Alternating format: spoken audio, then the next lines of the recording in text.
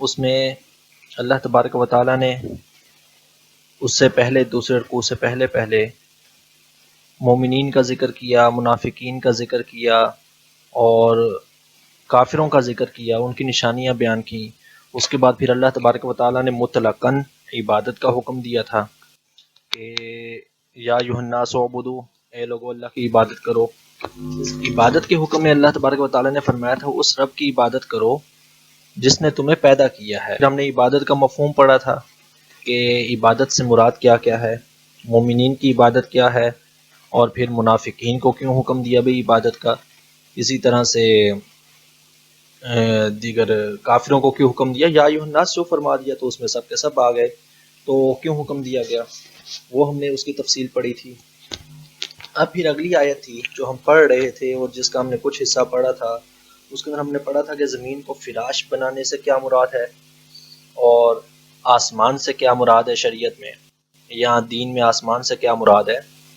ہمارے ہاں جو ایک کنسیپٹ مشہور ہے کہ شاید آسمان ایک کسی چھت کا نام ہے یا کسی خول کا نام ہے، ایسا نہیں ہے، بلکہ قرآن پاک میں آسمان کا لفظ یا سما یا سماوات کا لفظ وہ بہت بڑے معنی کے طور پر استعمال ہوا ہے، اس سے مراد صرف اور صرف ایک چھت نہیں ہے۔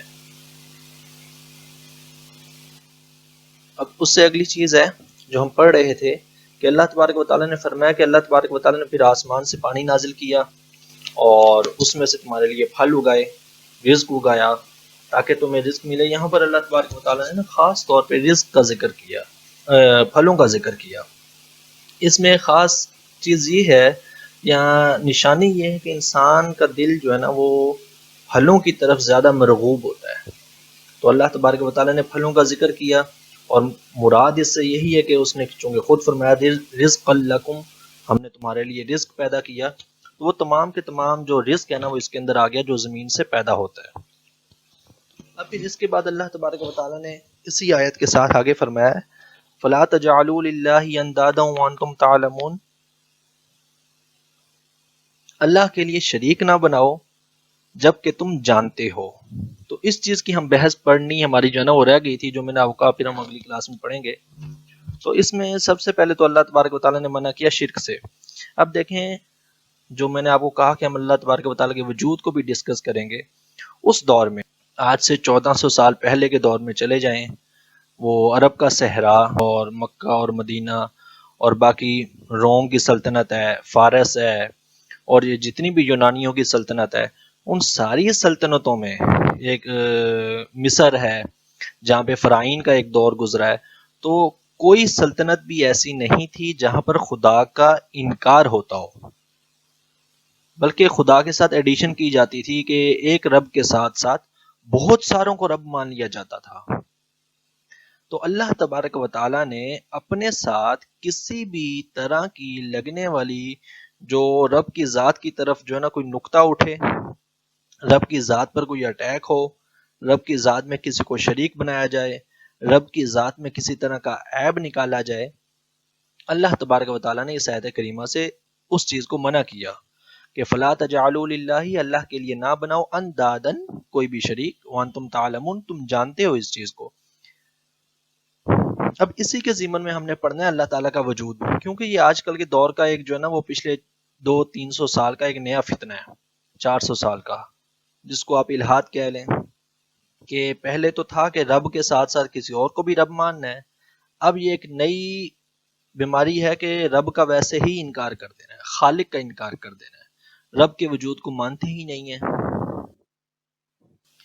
اب سب سے پہلے تو ہم شرک کو دیکھتے ہیں جو خاص آیت کے اندر ہے کہ اللہ تبارک و تعالیٰ نے فرمایا کہ میرے ساتھ کسی دوسرے کو شریک نہ ٹھہراؤ۔ اس شرک سے کیا مراد ہے؟ دیکھیں اللہ تبارک و تعالیٰ کی ذات اور صفات، دو چیزیں، ذات اور صفات میں کسی بھی دوسرے کو، چاہے ایک صفت میں چاہے تمام میں، کسی بھی دوسرے کو بعینی ہی تسلیم کرنا شرک ہوتا ہے۔ بعینی ہی سے مراد کیا ہے؟ اس کو آسان الفاظ میں یوں سمجھ لیں کہ اللہ تبارک و تعالیٰ نے فرمایا ان اللہ سمیع علیم، کہ بے شک اللہ سنتا ہے، علیم ہے، وہ جاننے والا ہے۔ اب کوئی شخص یہ کہے کہ ہم بھی سنتے ہیں، فلاں بزرگ سنتے ہیں، یا انبیاء سنتے ہیں، فرشتے سنتے ہیں، کوئی بھی، تو اس کا سننا بالکل اسی طرح سے ہے معاذ اللہ جیسے اللہ کا سننا ہے، تو یہ شرک ہے۔ چاہے وہ آقا علیہ الصلوۃ والسلام کے بارے میں کہے کہ مخلوق میں حضور سے زیادہ افضل کوئی نہیں ہے، آقا علیہ الصلوۃ والسلام سے زیادہ افضل کوئی نہیں ہے، وہ رحمت للعالمین ہیں، وہ اللہ کے محبوب ہیں، وہ اللہ کے حبیب ہیں، لیکن حضور کی ذات کے لیے بھی ایسا عقیدہ کوئی رکھے گا تو یہ شرک ہے، اس چیز کی رب نے اجازت نہیں دی۔ آقا علیہ الصلوۃ والسلام کا سننا ہم سے بہت زیادہ ماورا ہے۔ صحیح بخاری کی حدیث ہے، حضور امامت فرما رہے ہیں، آقا علیہ الصلوۃ والسلام نے نماز کے بعد صحابہ کرام سے پوچھا تم میں سے کون ہے جو قرات میں میرے ساتھ جھگڑ رہا تھا، مطلب پیچھے کسی صحابی نے قرات کی، امام کے ساتھ جب ہم نماز پڑھتے ہیں تو امام کے پیچھے ہم قرات نہیں کرتے، تو حضور نے فرمایا کون ہے جو میرے ساتھ جھگڑ رہا تھا، تو اب دیکھیں ایک تو صحابی نے اونچی آواز میں قرات نہیں کی، اور یہ صحیح بخاری صحیح مسلم کی حدیث ہے، کوئی شک نہیں ہے اس کے اوپر، کسی مسلک کے کسی عالم کو کوئی اختلاف نہیں ہے۔ ایک تو صحابی نے اپنے دل میں قرات کی ہوگی، آقا علیہ السلام کو پتہ چل گیا، دوسرا حضور نے پوچھا، صحابی نے عرض کیا، پھر حضور نے فرمایا کہ میں اب حضور کی حدیث کے اپنے الفاظ ہیں، یہ کسی کا دوسرے کا بتایا ہوا عقیدہ نہیں، آقا علیہ السلام نے خود فرمایا میں آگے بھی ایسے دیکھتا ہوں جیسے میں آگے دیکھتا ہوں، بالکل میں اسی طرح سے اپنے پیچھے بھی دیکھتا ہوں، حدیث صحیح کے الفاظ ہیں۔ اس کے باوجود کہ اللہ تبارک و تعالیٰ نے آقا علیہ الصلوۃ والسلام کو اتنا مقام عطا فرمایا کہ حضور اس طرح کی چیز کو جان جاتے ہیں۔ حضرت سلیمان علیہ السلام کا قصہ قرآن پاک میں ہے کہ آپ نے کئی 100 میل سے چیونٹی کی آواز کو سن لیا کہ وہ چیونٹی اعلان کر کے باقی چیونٹیوں کو کہہ رہی ہے اپنی اپنی بلوں میں چلی جاؤ، کسی نے نہیں سنا، حضرت سلیمان علیہ السلام نے سن لیا۔ اتنی سماعت اللہ تبارک و تعالیٰ نے اپنے انبیاء کو دی ہے، اس کے باوجود اگر کوئی شخص یہ عقیدہ رکھے کہ نبی کا سننا اسی طرح سے ہے جیسے اللہ کا سننا ہے تو یہ شرک ہے۔ پہلا فرق یہ ہے کہ انبیاء کو جو سماعت عطا ہوئی وہ اللہ نے دی ہے، اللہ کو کسی نے دی نہیں، اس کی اپنی ذاتی ہے۔ اللہ کی سماعت کی کوئی حد نہیں ہے، انبیاء کی سماعت ہمارے لیے ممکن ہے لامحدود ہو، لیکن بہرحال اللہ کے ہاں اس کی کوئی نہ کوئی حد ہے۔ اس کو یوں سمجھ لیں ہماری نظروں میں دیکھنے میں سمندر کی کوئی حد نہیں ہے، سمندر کے پانی کی، لیکن پھر بھی کوئی حد تو ہے، وہ زمین سے باہر تو نہیں جا رہا۔ تو اسی طرح سے انبیاء کے پاس جو کچھ بھی ہمارے لیے، جب ہم نبی کے سامنے کھڑے ہیں تو ہمارے لیے نبی کی ذات لامحدود ہو سکتی ہے ہماری حیثیت میں، ہمارے علم میں، ہمارے دیکھنے میں، لیکن اللہ تبارک و تعالیٰ کے لیے، اللہ تبارک و تعالیٰ کے سامنے تو نبی کی ذات محدود ہے، لامحدود صرف رب کی ذات ہے۔ تو اس طرح سے رب کے لیے، رب کے علاوہ کسی بھی دوسری چیز میں، انسان ہو، کوئی بزرگ ہو، فرشتے کے لیے، جنات کے لیے، کسی بت کے لیے، کسی بھی دوسرے کے لیے اس طرح کا نظریہ رکھنا کہ رب کی ذات اور صفات کا اس دوسرے میں بعینی ہی تسلیم کر لینا، اسی طرح سے مان لینا، یہ شرک ہے۔ اس کے علاوہ کوئی چیز شرک نہیں ہوتی۔ اب یہاں سے ایک چیز ہمیں واضح ہو گئی کہ شرک نظریے کا نام ہے، عمل کا نہیں۔ فقہا نے اس چیز کی مثال لکھی ہے، آپ کسی بھی بڑے عالم سے پوچھ سکتے ہیں، عام چھوٹے موٹے مسجد کے مولوی صاحب سے نہیں، تو کسی بڑے عالم سے آپ پوچھ سکتے ہیں، فقہا نے اس چیز کی مثال لکھی ہے، اگر کہیں گے تو میں آپ کو اس کا حوالہ بھی سینڈ کر دوں گا کہ بالفرض اگر کوئی شخص کسی غیر اللہ کو سجدہ کر رہا ہو، اس کا مسلمان ہونا ثابت ہو، وہ کلمہ پڑھتا ہے، وہ نماز پڑھتا ہے، وہ روزہ رکھتا ہے، وہ نماز پڑھتا ہے، وہ روزہ رکھتا ہے، وہ مسلمانوں کے ساتھ اٹھتا بیٹھتا ہے، وہ سارے کام مسلمانوں والے کرتا ہے، لیکن اچانک کسی نے اس کو دیکھا کہ وہ کسی غیر اللہ کو سجدہ کر رہا ہے، اپنے والد کو سجدہ کر رہا ہو، بیوی شوہر کو کر رہی ہے، شوہر نے بیوی کو سجدہ کر دیا، یا کسی پیر کو سجدہ کر دیا، کسی قبر پر سجدہ کر دیا، حتیٰ کہ مدینہ منورہ میں جا کے آقا علیہ الصلوۃ والسلام کی نماز نہیں پڑھ رہا، حضور کی قبر انور کی طرف رخ کر کے اس نے قبر انور کو سجدہ کر دیا، تو ان ساری صورتوں میں اس پر فوراً شرک کا فتویٰ نہیں لگے گا، بلکہ اس سے پوچھا جائے گا کہ بھائی آپ نے یہ کام کیوں کیا۔ اگر وہ کہتا ہے کہ میں نے سامنے والے کو رب مان کر عبادت کے لیے، عبادت کی نظریے سے میں نے سجدہ کیا ہے، تو یہ شرک ہے۔ تو پھر وہ دائرہ اسلام سے خارج ہو جائے گا، اس پر مرتد کا حکم لگے گا۔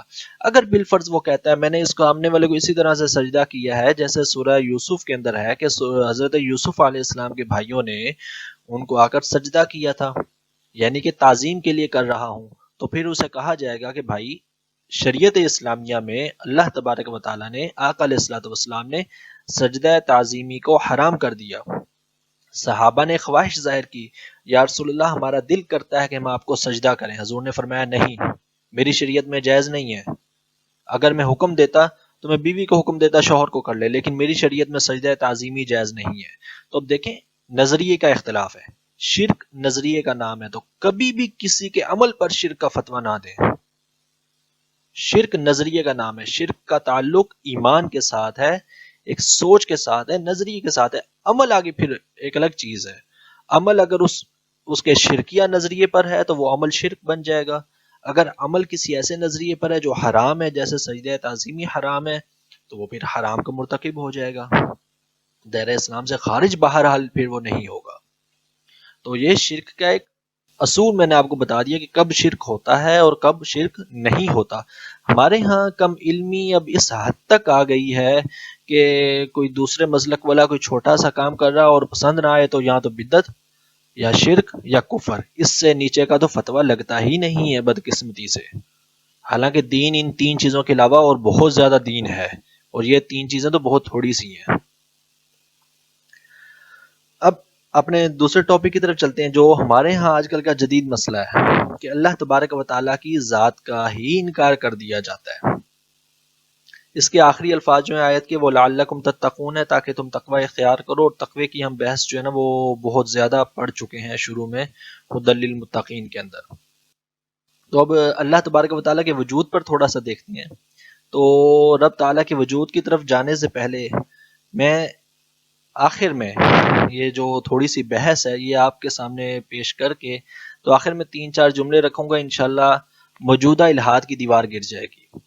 میری فیلڈ نہیں ہے سائنس یا فلسفہ، تو اگر کوئی غلطی ہو تو معذرت، لیکن میں کوشش کروں گا کہ کچھ نہ کچھ آپ کے سامنے واضح کر دوں۔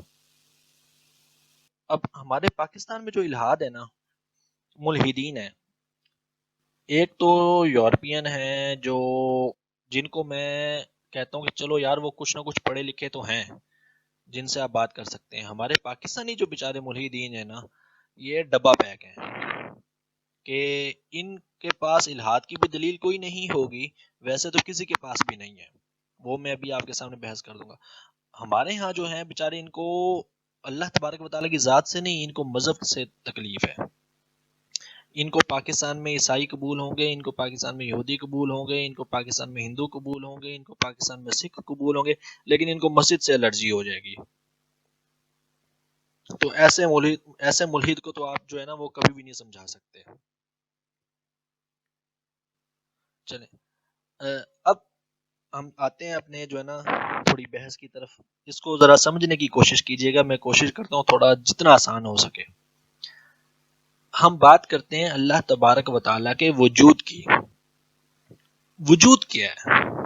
ہم نے بولا اللہ تبارک و تعالیٰ موجود ہے، ہم نے بولا اللہ تبارک و تعالیٰ کا وجود ہے، ہم اللہ تبارک و تعالیٰ کے وجود پر بحث کرتے ہیں، وجود باری تعالیٰ پر بحث کرتے ہیں۔ تو وجود ہے کیا، یا وجود کا معنی کیا ہے؟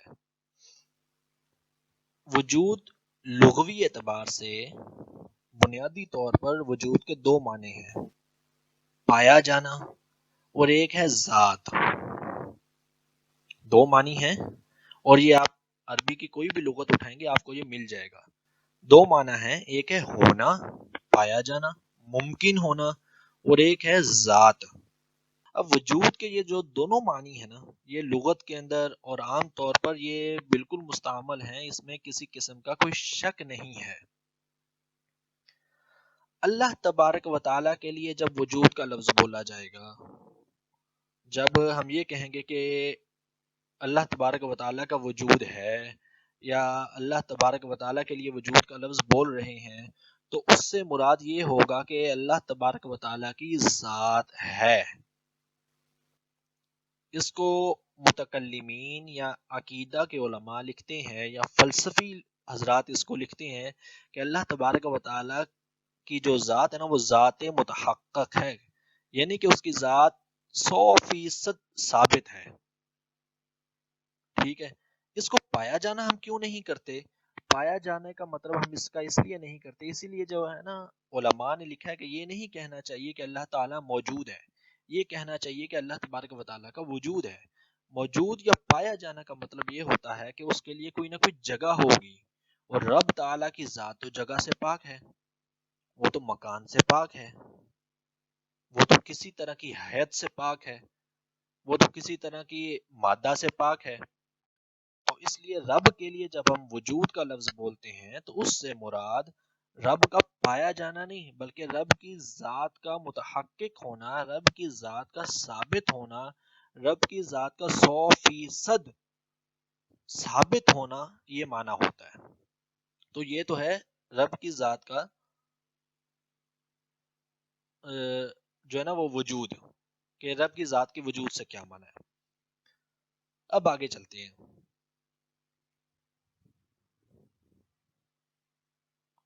اب جب ہم رب کے وجود کی بات کرتے ہیں نا تو ارسطوٹل ارسطو نے کہا تھا کہ، اور دیگر فلاسفہ کا کہنا بھی ہے جو فلسفی لوگ ہوتے ہیں، کہ لفظ وجود پر اگر اس کے متضاد لفظ وجود کا جو متضاد ہوگا نا وہ عدم ہوگا، بینگ اور نتھنگنیس، یہاں تو ہے یا کچھ بھی نہیں ہے.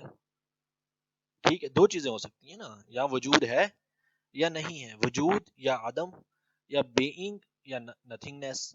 اگر ہم اس کے اپوزٹ پر غور کریں، عدم پر غور کریں، تو اس کا معنی ذات سے مختلف ہو جائے گا. لیکن عدم کے متضاد کے طور پر وجود کا معنی ہونا ہی بنتا ہے کہ جب ہم عدم پر غور کرتے ہیں نا کہ متضاد، بہت الفاظ یا کوئی بھی چیز اپنے متضاد سے پہچانی جاتی ہے. اگر اندھیرا نہ ہوتا تو روشنی کا کوئی تصور نہ ہوتا. وجود ہے بھائی، وجود کس چیز کا اپوزٹ ہے؟ وجود عدم کا اپوزٹ ہے. جب ہم کہیں گے کہ وجود عدم کا اپوزٹ ہے تو اس کا مطلب یہ ہوا کہ وجود کا معنی پایا جانا ہے، لیکن اللہ کی ذات کے لیے ہم اس کا معنی پایا جانا نہیں کرتے. اب یہاں پر ایک نئی بحث ہے جو اکثر ملحدین گول کرتے ہیں کہ عدم کیا ہے، نتھنگنیس کیا ہے. وجود کا نہ ہونا، کسی چیز کا نہ پایا جانا. جب آپ کہتے ہیں کہ رب نہیں ہے تو عدم یا نتھنگنیس یا وجود نہ ہونا یہ کیا ہے؟ تو اس کا جواب یہ ہے کہ عدم اور وجود کا جو تصور ہے نا وہ ہونا یا نہ ہونا کا متقاضی ہے، یعنی کہ وہ اس چیز کا تقاضا کرتا ہے کہ وجود کا جو بنیادی تصور ہے، وجود کا بنیادی تصور جو ہے وہ اس چیز کا تقاضا کرتا ہے کہ کوئی نہ کوئی ذات یا کوئی نہ کوئی چیز موجود ہو. یہ اس کے معنی کے اندر ہی یہ چیز پائی جاتی ہے.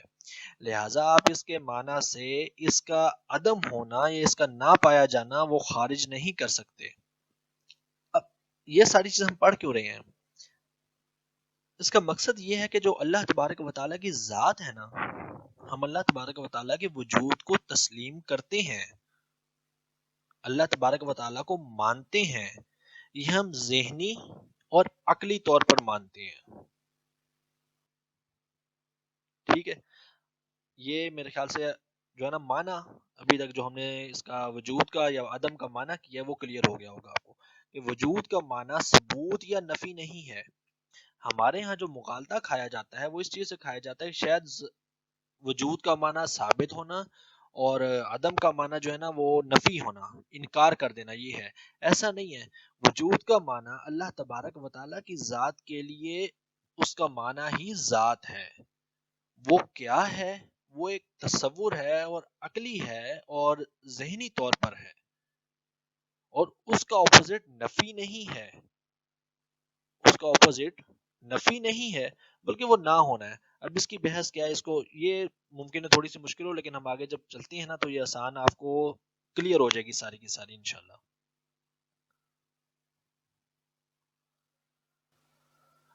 اب دیکھیں عقل کیا چیز ہوتی ہے. ہم جب سمجھ بوجھ حاصل کرتے ہیں تو ہم کسی نہ کسی چیز پر تحقیق شروع کرتے ہیں. اب مثال لے لیں، چھوٹے تھے، سال 2 سال 3 سال 4 سال 5 سال بخار ہوا ہے، کھیلتے پھر رہے ہیں، نہیں پتا، والدین نے پکڑا، اس کو تو بخار ہے، لے کر ڈاکٹر کے پاس چلے گئے، بچے نے یہ سارا عمل دیکھا، اس کے دماغ نے کلک کیا کہ اس کیفیت کو بخار کہتے ہیں، اگلی بار ہوگا تو اسے وہ خود بتائے گا کہ مجھے بخار ہے۔ سر درد کی مثال لے لیں، سر درد ہوا، والدین نے بتایا کہ یہ بیماری ہے، ڈاکٹر کے پاس چلے گئے، بچے کے مائنڈ نے کلک کیا کہ آئندہ یہ کام ہوگا تو میں نے ڈاکٹر کے پاس جانا ہے۔ یہ مثال تو سمجھ آ گئی؟ تمام علوم جتنے بھی ہیں، سائنس ہو، مذہب ہو یا کوئی بھی چیز ہو، انسان بنیادی طور پر ماحول سے ان کی انفارمیشن حاصل کرتا ہے۔ علم کی بنیاد انفارمیشن ہوتی ہے جو انسان کی عقل میں آتی ہے، انسان اس پر فوراً تحقیق نہیں کیا کرتا، اس کو چیلنج نہیں کیا کرتا۔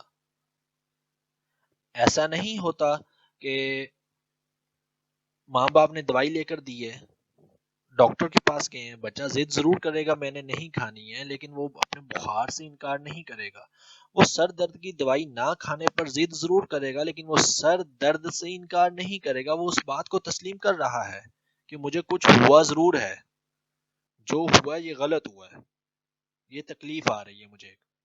وہ فوراً اپنی بیماری کو یا اپنے علم کو جو اس کے دماغ میں ایک بنیادی طور پر آیا ہے بیماری کے نام پر، وہ اس کو چیلنج نہیں کر رہا، اسے قبول کر رہا ہے۔ یہ علم کی ابتدا ہے، ایک چھوٹے بچے سے میں شروع کر رہا ہوں۔ اب آگے علم حقیقت میں، جب ہم، یہ تو ہے بنیادی طور پہ علم، اب علم اپنے عروج کو کب پہنچتا ہے، مکمل کب ہوتا ہے، تو وہ تنقید کے بعد مکمل ہوتا ہے۔ میں ہمیشہ یہی کہتا ہوں کہ بغیر تنقید کے آپ کسی کی تعریف بھی نہیں کر سکتے۔ اگر کسی غیر مسلم کے سامنے کھڑے ہو کر آقا علیہ الصلوۃ والسلام کی ذات کا دفاع نہیں کر سکتے تو اس کا مطلب ہے آپ نے حضور کی تعریف کو مکمل طور پہ پڑھا ہی نہیں ہے۔ ہم پہ کوئی شخص تنقید کرتا ہے تو ہم اپنا دفاع کرتے ہیں۔ علم جو ہے نا وہ بغیر تنقید کے مکمل نہیں ہوتا۔ اب وہ تنقید پڑھ کر ہو، وہ تنقید تجربہ کر کے ہو، وہ تنقید مشاہدہ کر کے بھی ہو سکتی ہے، ٹھیک ہے؟ تنقید پڑھ کے بھی ہو سکتی ہے۔ پڑھ کے کیسے ہوگی؟ کہ مثال کے طور پہ میں چھوٹا سا تھا، میں نے ایک کتاب خریدی، میں نے کتاب کے اندر ایک کہانی پڑھی، ہسٹری کی بات تھی کوئی، ٹھیک ہے، میں نے پڑھ لی، چلتے چلتے چلتے زندگی کے 20 سال 22 سال گزر گئے، یونیورسٹی میں گئے، یونیورسٹی میں جا کے پھر کچھ اور پڑھا، ہسٹری پڑھی تو ادھر دیکھا یار یہ تو واقعہ کچھ اور ہے، دماغ نے کلک کیا بھائی تم نے جو پڑھا تھا نا 5 سال کی عمر میں وہ غلط تھا، وہ حقیقت کے خلاف تھا۔ اب میرا علم جو ہے نا وہ اپنے عروج پر جا رہا ہے، میں اب تنقیدی لیول پہ کھڑا ہوں کہ میں خود اپنے پڑھے ہوئے علم پر تنقید کر رہا ہوں اور میں اسے رد کر رہا ہوں کہ میں نے جو کچھ پڑھا تھا وہ غلط تھا، وہ درست نہیں ہے۔ درست کیا ہے؟ جو اب میرے سامنے موجود ہے، جو اب میرے سامنے کتاب کی شکل میں جو اب میں پڑھ رہا ہوں، جو اس سے زیادہ اتھینٹک ہے، یہ زیادہ درست ہے، ٹھیک ہے؟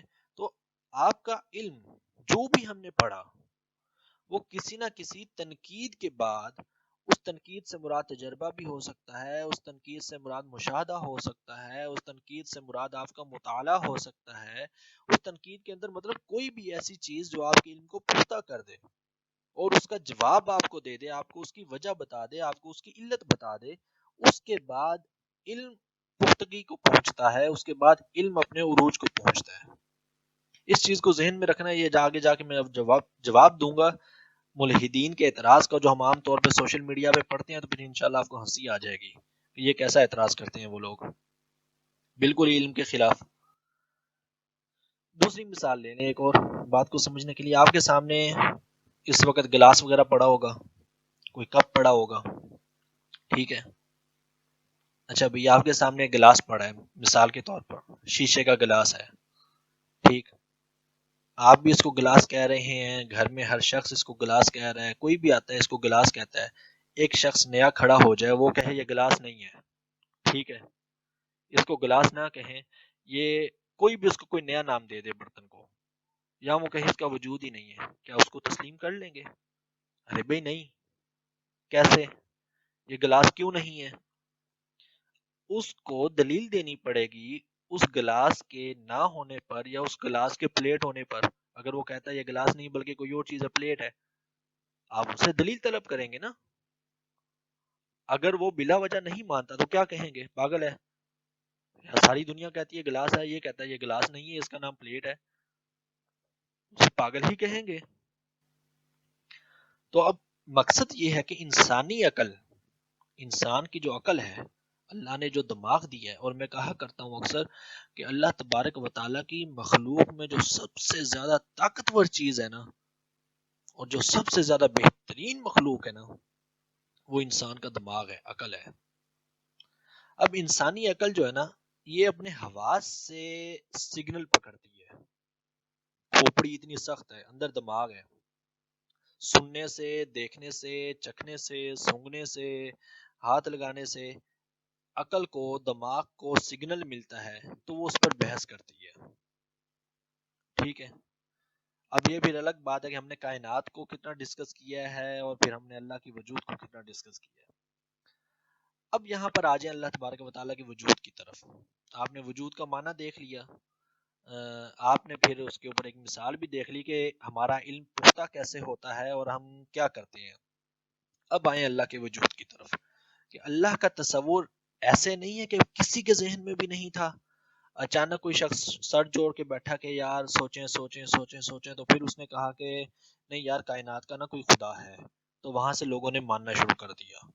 ایسا نہیں ہے، بلکہ ہزاروں سال کی تاریخ، 30,000 سالہ انسان کی تاریخ جو سائنس ہمیں بتاتی ہے کہ انسان کی تاریخ 30,000 سال کی ہے، اس میں 5,000 سال کے علوم، 5,000 سال کی تاریخ، 5,000 سال کی تحریریں ہمارے پاس موجود ہیں۔ وہ ساری پڑھ لیں، وہ ساری کھنگال لیں، دنیا کے تمام مذاہب، تمام کتابیں، میں صرف اسلام کی بات نہیں کر رہا، تمام مذاہب زمینی ہیں یا آسمانی ہیں۔ آسمانی مذاہب سے مراد جو اللہ تعالیٰ نے نازل کیے تھے، جیسے عیسائیت ہے، یہودیت ہے یا اور ہیں، اور زمینی جو کسی نے خود گھڑ دیے۔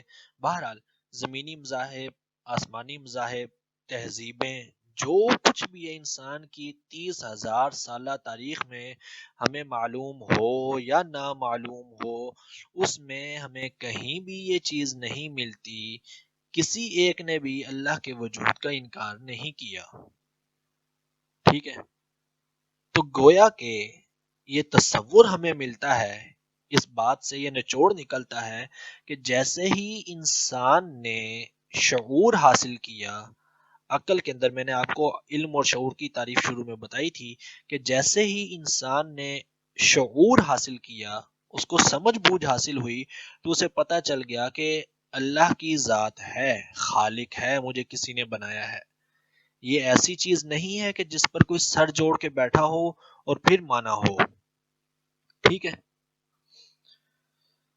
اب یہ تو کنفرم ہے کہ اللہ تعالیٰ کا وجود 30,000 سال سے چلتا آ رہا ہے، چاہے وہ کسی نے فرعون کو رب مانا ہو، چاہے کسی نے سورج کو مانا ہو، چاہے کسی نے بتوں کو مانا ہو، چاہے کسی نے وحدہ لا شریک رب کی عبادت کی ہو، لیکن خدا کا تصور موجود ہے، وہ انسان کو نسل در نسل منتقل ہو رہا ہے۔ اب کوئی بندہ یہ بات نہیں کہہ سکتا بھائی یہ تو میرے ماں باپ نے نا، بندہ پیدا ہوا، جیسے ہمارے پاکستانی ملحدین کہتے ہیں بھائی یہ مذہب تو ایک وہم ہے، ماں باپ نے دماغ میں ڈال دیا۔ ارے بھائی 30,000 سال سے ایک چیز چلتی آ رہی ہے، آپ کو دنیا کا کوئی مذہب، کوئی تہذیب، کوئی چیز ایسی نہیں ملتی جس میں یہ کام انکار ہو۔ اب تھوڑا سا اسے آگے چلتے ہیں، انسانی دماغ کام کیسے کرتا ہے۔ میں آپ کو اب اس دلیل کی طرف آ رہا ہوں کہ اللہ کے وجود کی عقلی دلیل سب سے بڑی کیا بنتی ہے، جس سے الہاد کی عمارت ہی گر جائے گی۔ انسانی دماغ کام کیسے کرتا ہے؟ میں نے آپ کو بتایا کہ دماغ در حقیقت خارج سے حواس لیتا ہے، ہم سنتے ہیں، ہم دیکھتے ہیں، ہم چکھتے ہیں، مطلب کوئی بھی حواس خمسہ جو ہے، یا ہمیں کوئی چیز محسوس ہوتی ہے، انسان کی عقل کی بتی جلتی ہے اور وہ اس کے بارے میں کچھ نہ کچھ معلومات اکٹھی کرتی ہے۔ ٹھیک ہے، اب ممکن ہے تجربے اور مشاہدے میں کوئی چیز غلط ہو جائے۔ ٹھیک، کیسے؟ مثال کے طور پر میں نے آپ کو مثال دی تھی گلاس والی، اس مثال پر دوبارہ آ جائیں. کسی نے، آپ اسے کہہ رہے ہیں گلاس ہے، میں کہہ رہا ہوں گلاس ہے، سب کہہ رہے ہیں گلاس ہے، لیکن کسی نے کہا یہ گلاس نہیں ہے، اور اس نے تجربہ کر کے ثابت کر دیا کہ یہ واقعی گلاس نہیں ہے، یا گلاس کی تعریف بیان کر دی. کوئی لغت کی کتاب اٹھا کے لے آیا، ارے بھائی آپ جس کو گلاس کہہ رہے ہیں، گلاس کی تعریف یہ ہوتی ہے، اس کی شرائط یہ ہوتی ہیں، آپ جس کو گلاس کہہ رہے ہیں یہ گلاس نہیں، یہ کپ ہے، ماننا پڑ جائے گا نا. لہذا یہاں تک یہ چیز کم از کم ہمیں سمجھ آتی ہے کہ کسی چیز کا انکار کرنے کے لیے آپ کو عقل کی تنقید کی ضرورت ہوگی. بغیر تنقید کے انکار نہیں کریں گے آپ. کوئی بھی دنیا میں شخص انکار نہیں کر سکتا بغیر تنقید کے. کوئی کہتا ہے یہ چیز نہیں ہے، اس کے یہ کہہ دینے سے کہ نہیں ہے، یہ اس کی کوئی علمیت نہیں ہے. ثابت کرے، مطالعے سے ثابت کرے، تجربے سے ثابت کرے، مشاہدے سے ثابت کرے. اور یاد رکھیں کہ دماغ یا عقل یا انسان علم کا کوئی تیسرا ذریعہ نہیں ہے.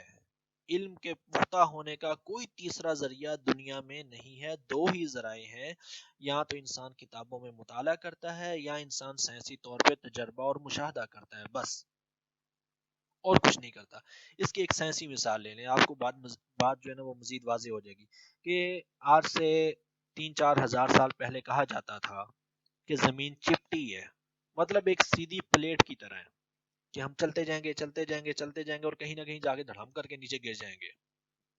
آج بھی کئی لوگ اس کے قائل ہیں دنیا میں. تو بہرحال ایک تصور تھا کہ زمین جو ہے نا وہ چپٹی ایک پلیٹ کی طرح ہے. لیکن پھر تجربات نے اور مشاہدات نے ثابت کر دیا کہ بھئی زمین چپٹی نہیں، گول نما ہے. میں گول نہیں کہہ رہا، گول نما ہے. ہم نے مان لیا گول نما ہے. کیوں؟ کیونکہ بھی تجربات نے، مشاہدات نے ثابت کر دیا. ہم نے زمین کے باہر جا کر زمین کی تصویریں بنائی ہیں، ہم نے زمین کا مشاہدہ کر لیا ہے. ہمیں پتہ چل گیا کہ ہمارا جو تقریباً 25,000 سال انسان کی تاریخ میں ایک نظریہ چلا تھا زمین کے سیدھا ہونے کا، فرش ہونے کا، چپٹا ہونے کا، وہ غلط تھا. زمین گول ہے. ٹھیک. لہٰذا یہ بات مان لیں کہ کسی چیز کو غلط ثابت کرنے کے لیے آپ کے پاس دو ہی ذریعے ہیں. وہ ملحد ہو، وہ سائنسدان ہو، وہ کوئی فزکس کا ماہر ہو، وہ کسی بھی فیلڈ کا ماہر ہو، دو ذرائع ہوتے ہیں. یا تو آپ مطالعے کی طور پہ ثابت کر دیں، یا آپ تنقیدی طور پہ، تجرباتی طور پہ، مشاہداتی طور پہ اس کو غلط ثابت کر دیں. سامنے والا مان جائے گا. ٹھیک ہو گیا. اب اسی کو سامنے رکھ لیتے ہیں ایک چیز کو، کشش ثقل کا نظریہ. ٹھیک ہے. ہمیشہ سے چیزیں زمین پہ ہی گرتی تھی، کبھی بھی ایسا نہیں ہوا کہ زمین جو ہے نا کوئی چیز گری ہو اوپر چلی گئی ہو. سیب ہمیشہ نیچے ہی گرتے تھے، ہر چیز نیچے ہی گرتی تھی. نیوٹن نے کیا کیا ہے؟ کوئی قانون بنایا اس نے؟ نہیں. اس نے کوئی نئی چیز ایجاد کی؟ نہیں. کشش تو پہلے سے ہی موجود تھی، وہ ایک نظریہ سامنے لے کر آیا ہے. ٹھیک ہے. اس نے کہا کہ بھئی چیزیں ساری اس لیے نیچے گرتی ہیں کہ کشش ثقل موجود ہے، گریوٹی موجود ہے، وہ کھینچتی ہے چیزوں کو، اس لیے چیزیں نیچے گرتی ہیں. تجربات، مشاہدے کی بنیاد پر اس نے ثابت کر دیا. کوئی پاگل دیوانہ آج اس کو مسلمان بھی مانتے ہیں، انگریز بھی مانتے ہیں، ملحدین بھی مانتے ہیں، غیر ملحدین بھی مانتے ہیں، سب مانتے ہیں، کوئی انکار نہیں کرتا. اچھا اگر کوئی شخص اٹھ کر کہہ دے کہ بھئی میں کشش ثقل کو، گریوٹی کو نہیں مانتا، کیا کہیں گے اسے؟ بھی ثابت کرو. مطالعے کے طور پہ یا تجرباتی اور مشاہدے کے طور پہ؟ دو ہی چیزیں ہیں. ٹھیک. یا تو کوئی ایسا تجربہ کر دو کہ نیوٹن کے قوانین غلط ثابت ہو جائیں، تو ٹھیک ہے بھئی، ایسا ایسا وہ سائنس میں سے نکل جائیں گے، اور ایسا ہوتا رہتا ہے. آپ میں سے جو سائنس کے طالب علم ہوں گے، جنہوں نے پڑھی ہوگی، وہ جانتے ہوں گے بہت ساری چیزیں چینج ہوتی رہتی ہیں. میں تو چونکہ خاص سائنس کا شاگرد نہیں ہوں ابھی، تو بہت ساری چیزیں چینج ہوتی رہتی ہیں، نظریات بدلتے رہتے ہیں. جیسے میں نے بھی آپ کو بتایا، پہلے زمین کے چپٹے ہونے کا، فرش ہونے کا، پلیٹ کی طرح سیدھا ہونے کا نظریہ تھا، تبدیل ہو گیا. تو بھئی نیوٹن کو غلط ثابت کریں گے تو ہی ہوگا نا. کوئی ایسا اٹھ کے کہ میں نہیں مانتا کشش ثقل کو، مجھے تو نظر ہی نہیں آ رہی، کہاں ہے؟ مجھے تو نظر نہیں آ رہی، میں انکار کر دے گا کوئی، اس کا انکار قابل قبول نہیں ہوگا اس وقت تک جب تک وہ دو چیزوں میں سے کسی ایک کے ذریعے سے اپنی بات کو ثابت نہ کرے، یا تو تجربہ اور مشاہدہ لے کر آئے یا پھر مطالعہ لے کر آئے، عقل کا استدلال لے کر آئے۔ مطالعے سے مراد عقل کا استدلال، عقل کے اندر آ جانے والی بات، عقل کا استنباط کہ جس چیز کو عقل تسلیم کر لے۔ ٹھیک، اب آئیں اللہ تبارک و تعالیٰ کی ذات کی طرف۔ اگر تجربے، مشاہدے، دیکھنے کے اعتبار سے اللہ کے وجود پر کوئی سوال پیدا ہو جائے، ٹھیک ہے، دیکھنے کے اعتبار سے، مشاہدے کے اعتبار سے کوئی ایسا تجربہ ہو جائے کہ جو اللہ تبارک و تعالیٰ کے وجود پر سوال کھڑا کر دے، تو یہ واقعی بہت غور طلب سوال ہوگا۔ ٹھیک ہے، اہم تو ہوگا نا بھئی، ایک تجربے نے ثابت کر دیا، کیسے انکار کریں گے؟ ٹھیک، انسان ہزاروں سال سے ایک تصور میں تھا، رب کو مان رہا تھا، میں صرف اسلام کی بات نہیں کر رہا، ایک خالق کے وجود کا تصور تھا، بنانے والی ذات کا وجود کا تصور تھا، تجربے نے اس کو غلط ثابت کر دیا۔ قابل غور اور ایک بہت بڑا سوال تو ہے، اس سے تو انکار نہیں، لیکن اب انسانی علم جو ہے وہ حقیقت میں خلا سے تو پیدا نہیں ہوتا۔ انسان کا جو علم ہے نا، یہ صرف اور صرف چیلنج کا نام ہے۔ جیسے میں نے آپ کو بتایا نا کہ بچپن میں سنا تھا بخار ہے، آگے جا کے چیلنج کیا تو پتہ چلا ہاں اس کو واقعی بخار کہتے ہیں، ذہن پختہ ہو گیا۔ ٹھیک ہے، کشش ثقل پہلے سے موجود تھی، نیوٹن نے اس کو چیلنج کیا، اس پر قانون بنا دیا، چیلنج کرنے کے بعد علم پختہ ہو گیا۔ ٹھیک ہے، کوئی نئی چیز ایجاد نہیں کرا، خلا سے پیدا نہیں ہو رہا انسان کا علم۔ انسان کا علم چیزوں کو چیلنج کرنے سے انسان علم حاصل کرتا ہے، وہ عقلی طور پہ ہو، وہ استدلالی طور پہ ہو، یا وہ سائنسی اور تجرباتی طور پہ ہو۔ ٹھیک، اب عقل کیا کر سکتی ہے؟ عقل کا، انسان کی عقل کیا کیا چیز ہوتی ہے؟ ٹھیک ہے، عقل کیا کرتی ہے؟ عقل اصل ہو تو فرع تلاش کر لیتی ہے، فرع موجود ہو تو اصل تلاش کر لیتی ہے۔ فرع کہتے ہیں، یوں سمجھنے کہ درخت کی ٹہنیوں کو فرع کہا جاتا ہے اور اصل اس کی جڑ ہوتی ہے۔ ٹھیک ہے، اسی طرح باپ کو اصل کہا جاتا ہے، اولاد کو اس کی فرع کہا جاتا ہے۔ ہمارے پاس فرع موجود تھی، کہ یعنی کہ ٹہنیاں موجود تھیں، کہکشائیں، ستارے، تارے اور سیارچے موجود تھے، ہم نے اس کی اصل تلاش کر لی کہ کائنات شروع کہاں سے ہوئی تھی، بگ بینگ سے، ایک نظریہ بنا لیا۔ ٹھیک ہے نا، تو انسان کی عقل اتنا کام کرتی ہے، اس پہ شک نہیں ہے۔ اب جو میں سوال کرنے جا رہا ہوں کہ ہم رب کے وجود کو مان رہے تھے، جو میں نے اتنی لمبی بحث کی ہے، اس ساری بحث کو ذہن میں لے آئیں، وجود کی تعریف سے لے کر عقل کے کام کرنے تک۔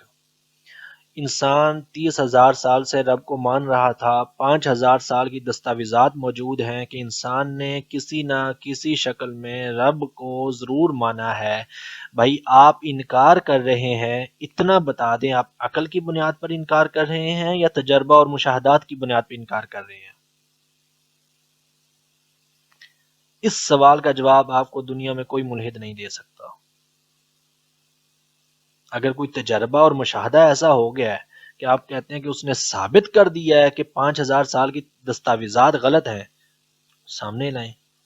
کوئی بھی ایسی چیز نہیں آئی سامنے، رب کے وجود کو تو چیلنج ہی نہیں کیا گیا۔ اگر آپ کی عقل انکار کر رہی ہے، تنقیدی طور پر آپ لا رہے ہیں، تو پھر آپ کوئی ایسا مطالعہ، کوئی ایسی تحقیق، کوئی ایسا قانون سامنے لے آئیں۔ تو ایسی تو کوئی بھی چیز موجود ہی نہیں ہے۔ تو در حقیقت اللہ کے وجود کو چیلنج ہی نہیں کیا گیا، کوئی ایسا تجربہ نہیں ہوا دنیا میں، کوئی ایسا اجتہاد نہیں ہوا، کوئی ایسا استنباط نہیں ہوا، کسی نے ایسی عقل نہیں لڑائی کہ اللہ کا انکار کرے۔ اللہ کا انکار کیسے کیا جاتا ہے؟ آنکھیں بند کر کے کر دیا جاتا ہے، رب موجود نہیں ہے، خالق کا وجود نہیں ہے۔ کیوں؟ دلیل کیا ہے بھائی؟ اتنی بڑی کائنات کیسے چل رہی ہے؟ اتفاق ہے، یہ اتفاق۔ آگے چلیں، آپ کو جو ہے نا اب اس اتفاق کو سن کے ہنسی آئے گی کہ جب آپ کسی سے آئندہ اتفاق کا لفظ سنیں گے تو آپ کو ہنسی آ جایا کرے گی۔ دیکھیں سائنس کے امور جو ہیں ثابت ہو جاتے ہیں تجربات کی بنیاد پہ۔ دوبارہ نیوٹن کی طرف آ جائیں، کشش ثقل کو لے لیں، گریوٹی کو لے لیں، ہر چیز نیچے ہی گرتی تھی، ٹھیک ہے۔ نیوٹن نے کیا کیا، نیچے گرنے کی ایک وجہ بتائی، بھی چیزیں نیچے کیوں گرتی ہیں، ایک وجہ بتائی، توجیہ پیش کر دی۔ اس وجہ کو ہم نے نیوٹن کے قوانین کا، نیوٹن لاز کا نام دے دیا، کشش ثقل کا نام دے دیا ہم نے، ٹھیک۔ اس نے کوئی نئی چیز بنائی نہیں ہے، زمین میں اس نے کشش ڈالی نہیں ہے، یا یہ ایسا نہیں ہے کہ اس سے پہلے چیزیں گرتی نہیں تھیں، ویسے ہی اس نے صرف ایک وجہ بیان کی، علت بیان کی، سبب بیان کیا اس نے چیزوں کے نیچے گرنے کا، ٹھیک ہو گیا۔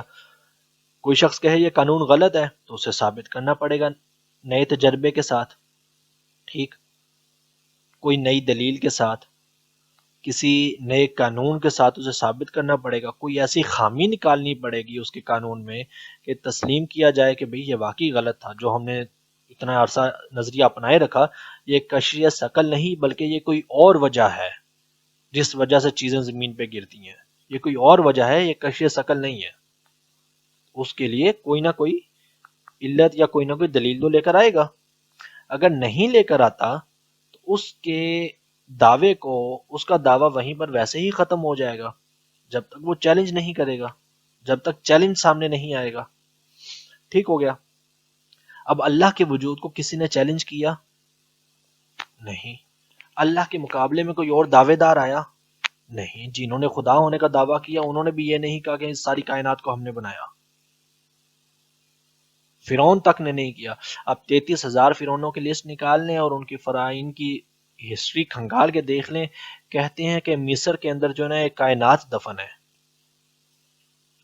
کھنگال لیں فرعونوں کو جتنا بھی کھنگالنا ہے، 5,000 سال کی انسانی تاریخ پڑھ لیں، کسی نے بھی کائنات بنانے کا اعلان نہیں، بھائی اللہ کے مقابلے میں تو ابھی تک کوئی آیا ہی نہیں، ابھی تک کسی نے چیلنج ہی نہیں کیا، ابھی تک اللہ تبارک و تعالیٰ کے ذات پر تجرباتی طور پر، مشاہداتی طور پر، عقل کے اعتبار سے، عقلی استدلال کے اعتبار سے، عقل میں جو چیزیں آتی ہیں، حواس کے اعتبار سے، کسی بھی اعتبار سے اللہ کی ذات کو چیلنج ہی نہیں کیا گیا بلکہ صرف انکار کیا گیا۔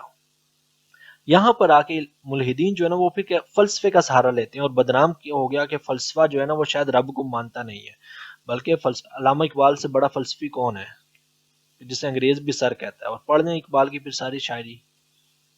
فلسفہ یہ کہتا ہے کہ ہم وجود باری تعالیٰ کو، خالق کے وجود کو عقلی استنباط سے یا عقلی حواس سے دریافت نہیں کر سکتے، یعنی کہ جو میں نے آپ کو ذرائع بتائے کہ عقل میں کون کون سی چیزیں آتی ہیں، عقل کے اندر یا تو ہم دیکھیں گے یا ہم سونگیں گے یا ہم چھوئیں گے یا ہم اس کو جو ہے نا وہ چکھیں گے، کوئی نہ کوئی ایسا عمل کریں گے تو ہماری عقل میں کوئی نہ کوئی چیز آئے گی، اگر ایسا کچھ بھی نہیں کریں گے تو عقل میں نہیں آئے گی۔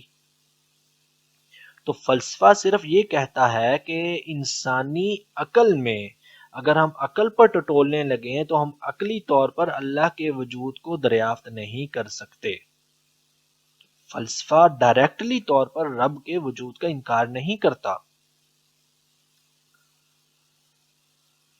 اب دوسری چیز ہے، اب اگر اللہ کا وجود چیلنج ہوتا تو تجرباتی یا مشاہداتی طور پر چیلنج ہوتا، ٹھیک ہے، اور جب تجربہ، سائنس، مشاہدہ، عقل اس نتیجے پر پہنچ جائے کہ اتنی بڑی کائنات جو چل رہی ہے تو کسی بنانے والے کا تقاضا ہی نہیں کرتی، یعنی کہ انسان تجربے سے ثابت کر دے، بڑی بڑی جو ہے نا وہ تجربہ گاہیں ہیں، مشہور ترین تجربہ گاہ آپ نے سنا ہوگا سرن کا نام، کون نہیں جانتا دنیا میں اس کو، کہ مطلب جس کے اندر بگ بینگ کا تجربہ کیا جا رہا ہے، انٹرنیٹ وہیں سے ایجاد ہوا ہے، بڑی بڑی دریافتیں ہوئی ہیں اس لیبارٹری کے اندر، تجربہ گاہ کے اندر، کیا کچھ وہاں سے ایجاد نہیں ہوا؟ 3,000 سے زائد سائنٹسٹ وہاں پر کام کر رہے ہیں، سوئٹزرلینڈ کے اندر ہے یہ، تو مطلب، اور اس کے اندر کائنات کو کھنگالا جا رہا ہے، کئی ممالک اس کے اندر شامل ہیں، اور فخر کی بات ہے کہ پاکستان بھی اس کے اندر شامل ہے، کہ اس کے کچھ اوزار پاکستان نے بنا کر دیے ہیں، اس کا ایک چیمبر، تو اس چیمبر پر باقاعدہ پاکستان کا جھنڈا لگا ہوا ہے۔ تو اتنی بڑی بڑی تجربہ گاہیں ہیں جہاں پر انٹرنیٹ ایجاد ہوا، انسان نے لہروں پر، ویوز پر ہم نے کنٹرول حاصل کر لیا، سی ٹی اسکین وہاں سے ایجاد ہوا، ایم آر آئی وہاں سے ایجاد ہوئی، وہاں پر اندھوں کو بینائی لوٹانے کا تصور جا رہا ہے، اس کے اوپر ایجاد کیا جا رہا ہے، الٹرا ساؤنڈ کے بعد سپر الٹرا ساؤنڈ ایجاد کیا جا رہا ہے، بہترین لیزر ایجاد کیے جا رہے ہیں، ایسے لیئر جو ہے نا وہ لیزر ایجاد کیے جا رہے ہیں کہ جو انسان کے باقی ٹیشوز کو نہیں چھیڑیں گے، جس ٹیشو کے اندر مسئلہ ہوگا نا جب انسان بیمار ہو جاتا ہے وہ صرف اس ایک معمولی سے ٹیشو کو ٹچ کریں گے، اس کو ٹھیک کریں گے۔ کمپیوٹر کے بعد سپر کمپیوٹر جو ہے نا وہ مارکیٹ میں لایا جا رہا ہے، تو اتنی بڑی بڑی ایجادات بھائی ہو رہی ہیں، آپ کائنات میں اتنی دور تک پہنچ گئے ہیں، اور یہ پھر میں آپ کو بتاتا ہوں کہ ہم کائنات میں کہاں تک پہنچے ہیں۔ وہاں تک پہنچنے کے باوجود بھی کیا کسی تجرباتی بنیاد پر، عقل پر تو ہم نے ثابت کر دیا کہ عقل کی بنیاد پر رب کا انکار نہیں ہو سکتا، تو کیا کسی تجرباتی بنیاد پر اللہ کا انکار ہوا؟ اللہ کو چیلنج تو کریں نا، جیسے میں نے آپ کو کہا کہ نیوٹن کے قانون کو کوئی چیلنج کرے گا، چیلنج کرے گا پھر اس کو ثابت کرے گا، ٹھیک، ورنہ اس کا قانون سچا ہے، قیامت تک کوئی اس کو چیلنج نہیں کرتا، اسی کو سچ تسلیم کیا جائے گا۔ ہاں اس کو غلط ثابت کر دیا جائے گا تو پھر ٹھیک ہے، اس کا قانون غلط تھا، یہ نئی چیز ثابت ہے۔ اللہ کے وجود کا انکار کرنے کے لیے کیا دلیل ہے ملحدین کے پاس؟ عقلی طور پر نہیں، مشاہداتی طور پر نہیں، تجرباتی طور پر نہیں، یہ کہہ دیا جاتا ہے کہ ہم نہیں مانتے۔ اچھا پھر اس کے بعد ان کا جو ہے نا ایک اور اٹیک جو ہوتا ہے وہ یہ ہوتا ہے کہ اچھا جی اگر ہم مان لیں کہ اللہ کو کس نے بنایا، کائنات کو رب نے بنایا ہے، اللہ نے بنایا ہے، تو پھر اچھا یہ بتائیں کہ اللہ کو کس نے بنایا ہے؟ انتہائی مسیحا خیز بات ہے، آپ کو ہنسی آئے گی اس بات پر، میں چھوٹی سی آپ کو ایک مثال دیتا ہوں۔ آپ کے پاس موبائل پڑا ہوا ہوگا، اس موبائل کو ذرا دیکھیں، کسی نہ کسی کمپنی کا ہے، یہ سامسنگ کا ہے، ایپل کا ہے، کسی کمپنی کا ہے موبائل، ٹھیک ہے۔ آپ سے سوال کروں میں یہ موبائل کس نے بنایا؟ آپ کہیں گے بھئی یہ فلاں کمپنی نے بنایا ہے، فلاں شخص کی ایجاد ہے، ٹھیک۔ اچھا بھئی فلاں شخص کو کس نے بنایا یا اس کا استاد کون ہے؟ آپ کہیں پتہ نہیں۔ میں آگے سے کہہ دوں تو میں اس شخص کو بھی نہیں مانتا، کیونکہ آپ کو پتہ نہیں ہے کہ اس کو کس نے بنایا۔ کیا یہ کوئی عقل میں آنے والی چیز ہے؟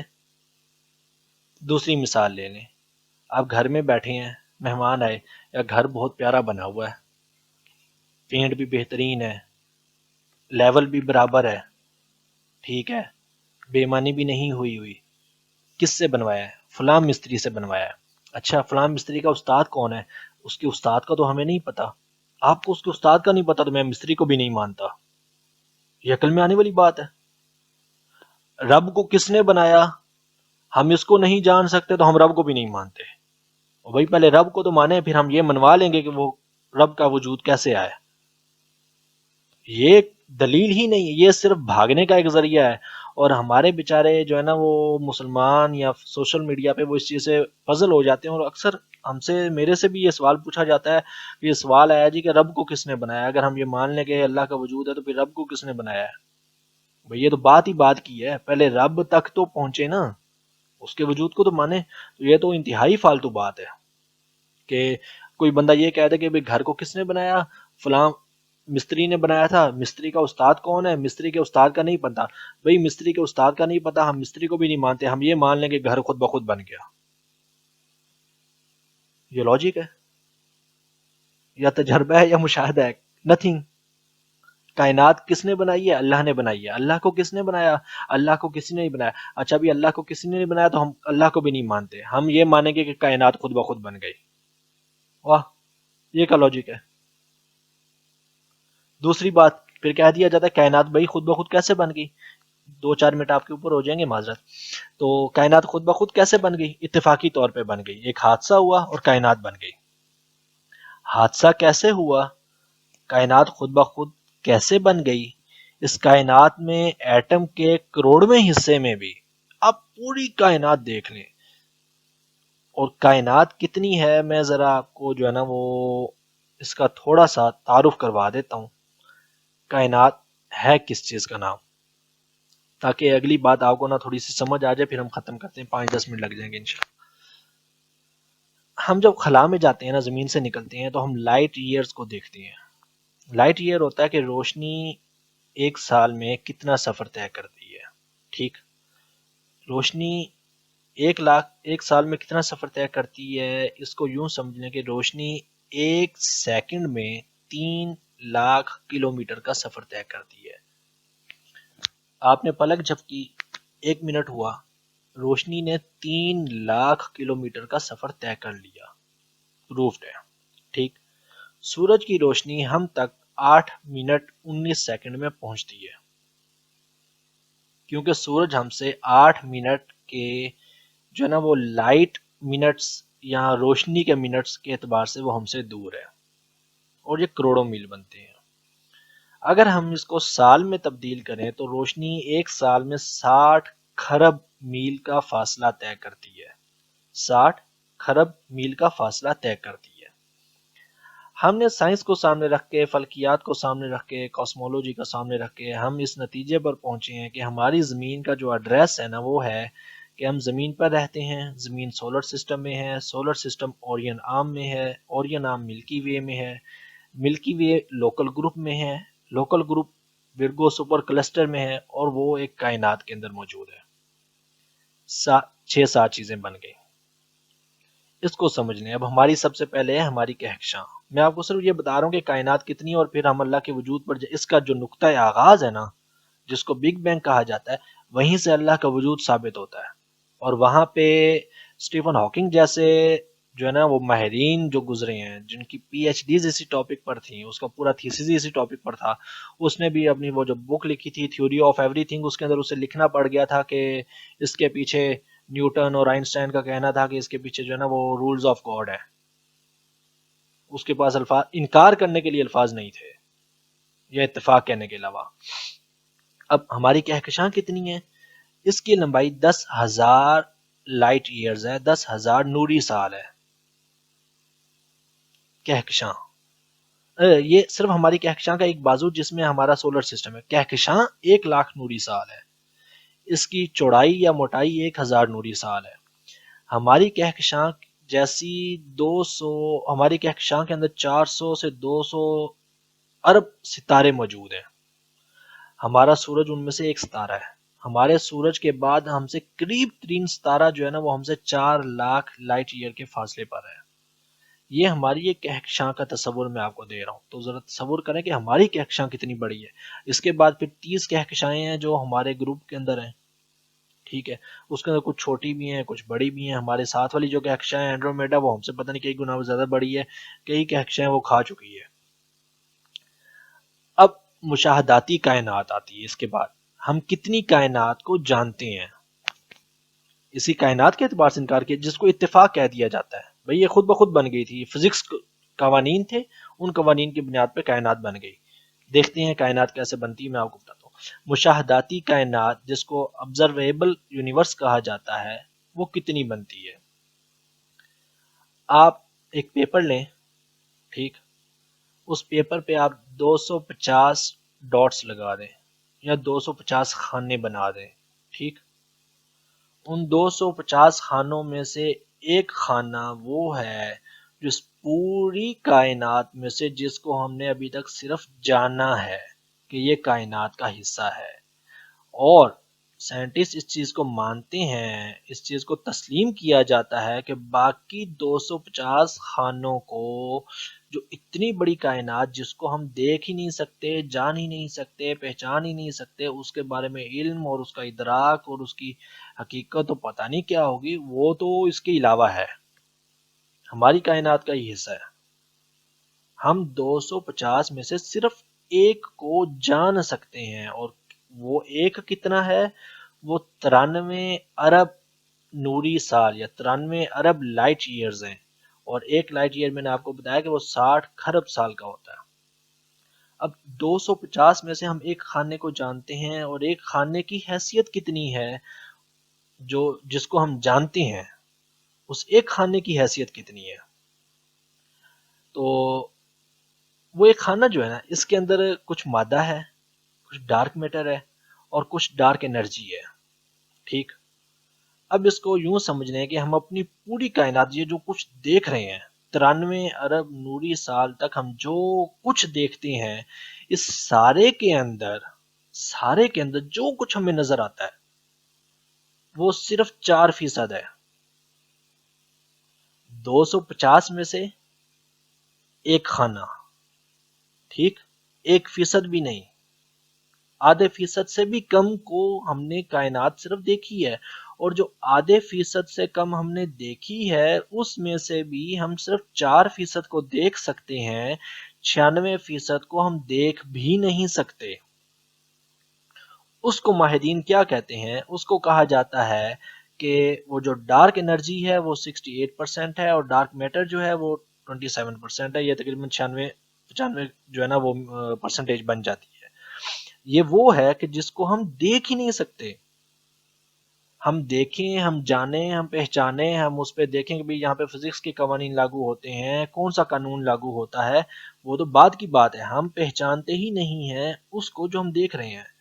اب ذرا تصور کریں کہ کیا جو میں نے آپ کو ایک چھوٹی سی مثال دی ہے کائنات کا، میں نے آپ کو یہ خلاصہ بتایا ہے، کیا ہم پوری کائنات کے بارے میں جانتے ہیں؟ نہیں.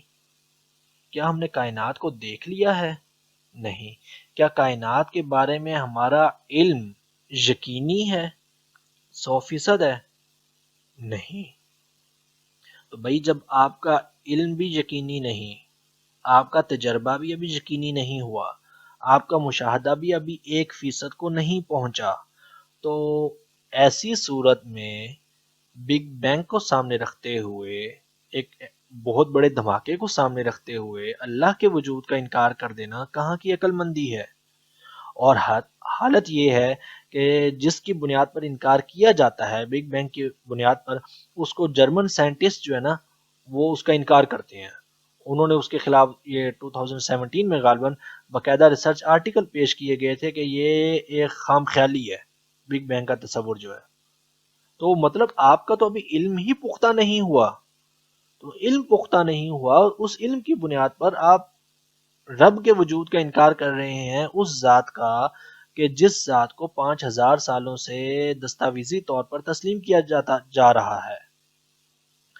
اس کی بحث تو کافی ساری ہے، میں 2-4 منٹ میں ختم کرتا ہوں، باقی پھر ہم جو ہے نا وہ اگلی کلاس میں دیکھیں گے، تاکہ آگے جب ہم یہ پڑھیں تو پھر اس پہ دوبارہ مجھے ٹائم نہ لگانا پڑے. اب اگر یہ کہا جائے بھئی یہ صرف اتفاق ہے، لفظ اتفاق کو دیکھ لیتے ہیں. جیسے میں نے آپ کو کہا تھا کہ بھئی کائنات شروع ہوئی بگ بینگ سے شروع ہوئی. اچھا جی، بگ بینگ سے پہلے کیا تھا؟ ٹھیک، بگ بینگ سے شروع ہوئی کائنات، بگ بینگ سے پہلے کیا تھا؟ جو نقطۂ آغاز تھا وہاں سے کائنات شروع ہو رہی ہے، تو کیسے شروع ہو رہی ہے؟ وہ بگ بینگ کیا تھا؟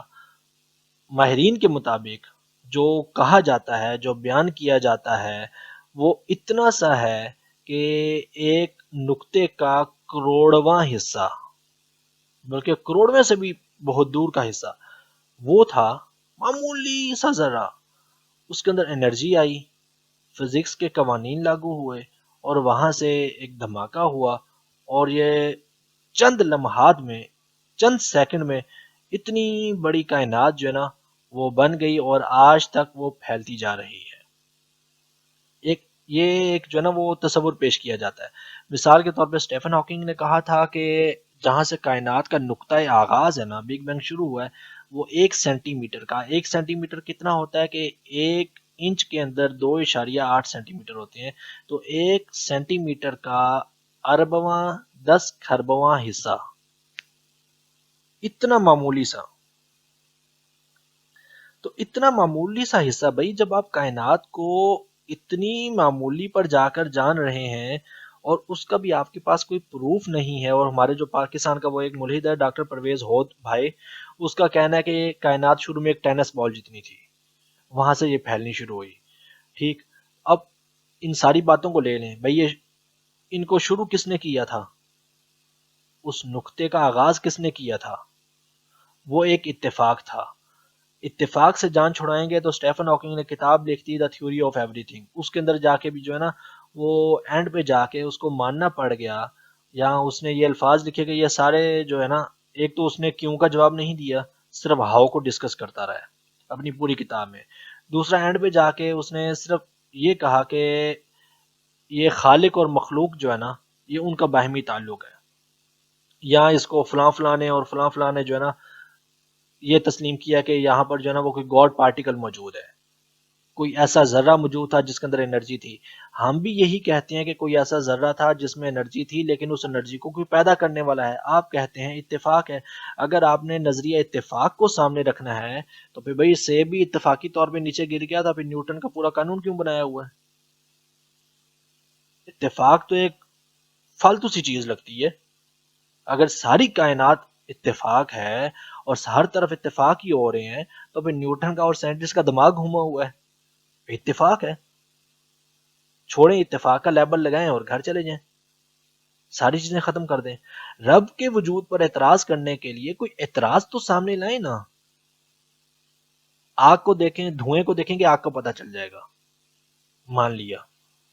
اتنی بڑی کائنات کو دیکھ رہے ہیں، مافوق الفطرت ہے. ہم اپنی آنکھوں سے ہم نے ستارے بنتے دیکھ لیے، ہم نے اپنی آنکھوں سے سیارے بنتے دیکھ لیے، ہم نے کروڑوں اربوں میل تک ہم نے کائنات کو دیکھ لیا، اگرچہ پوری نہیں دیکھی.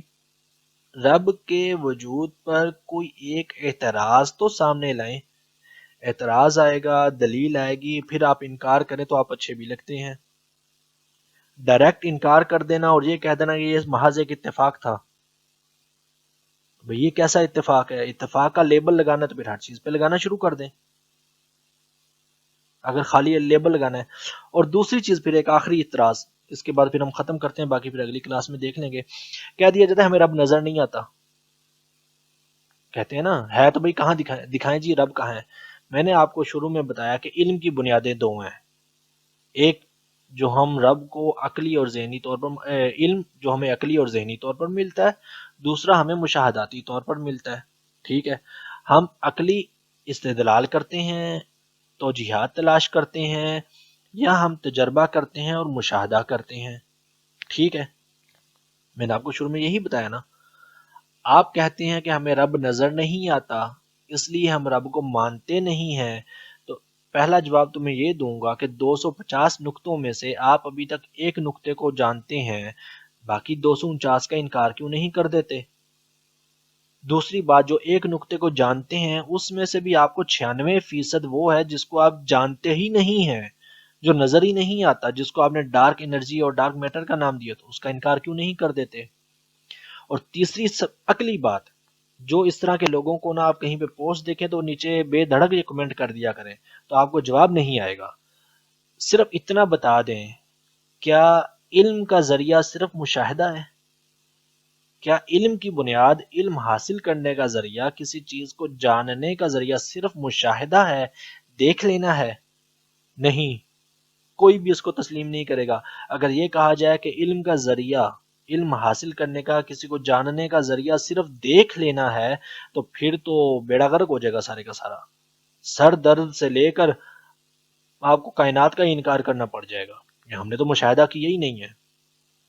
کس کس چیز کو؟ سارا کا سارا جو ہے نا وہ عمارت ہی اور بیڑا غرق ہو جائے گا علم کا. علم کی بنیاد صرف مشاہدہ تو ہے نہیں، عقل بھی ہے. تو جب عقل ہے تو ہم نے یہ کب کہا کہ رب کو دیکھ کر مانو بھائی؟ وہ تو ذات تمام مذاہب میں، کوئی بھی کتاب پڑھ لیں مذاہب کی، تمام مذاہب میں رب کو عقلی طور پر تسلیم کیا گیا ہے. کسی منطقی کے پاس، کسی فلسفی کے پاس، کسی جو ہے نا وہ ملحد کے پاس اللہ کے وجود کا انکار کرنے کے لیے کوئی بنیاد نہیں ہوگی. وہ کبھی آپ کو کہے گا کہ یہ اتفاق تھا، کبھی کہے گا کہ رب نظر نہیں آتا. اگر رب نظر نہیں آتا تو پھر بھئی آپ باقی جو چیزیں نظر نہیں آتی ان کا بھی انکار کریں. اور سب سے پہلے تو آپ ہمیں یہ بتا دیں کہ کیا علم کی بنیاد صرف مشاہدہ ہوتی ہے؟ نہیں ہوتی. بے شمار علوم کی بنیاد عقلی ہوتی ہے.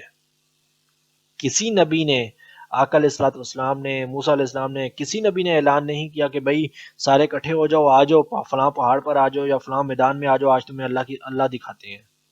کس نے کہا؟ کسی نے بھی نہیں کہا. خلاصہ یہ ہے کہ وجود باری تعالی، اللہ کو ماننا، علم کی جیسے میں نے دو قسمیں بیان کی ہیں، مشاہداتی ہے یا عقلی ہے.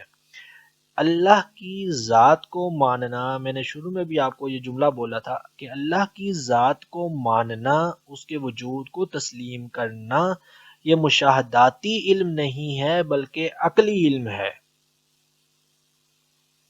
ہاں شروع میں اس کا مشاہدہ ضرور ہوا تھا۔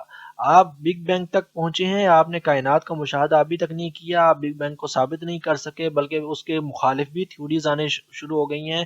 آپ کائنات کا بھی مشاہدہ نہیں کر سکے، لیکن ہمیں مذہب بتاتا ہے کہ جب انسان کو بنایا گیا تھا، انسان نے جیسے ہی آنکھ کھولی تو اس نے اپنے رب کو دیکھ لیا، خالق کو دیکھ لیا، خالق کا مشاہدہ کیا۔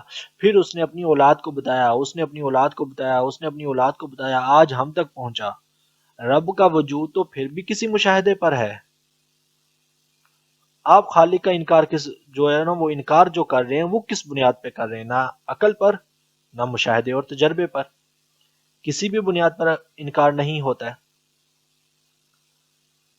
بہرحال ایک نقطے سے کائنات شروع ہوئی، ٹھیک ہے، ابتدائی وحدت تھی، انیشیل سنگولرٹی جسے کہا جاتا ہے، ٹھیک ہے، وہ نقطہ لامحدود حد تک چھوٹا تھا، لامحدود حد تک اس کے اندر درجہ حرارت تھا، ٹھیک ہے۔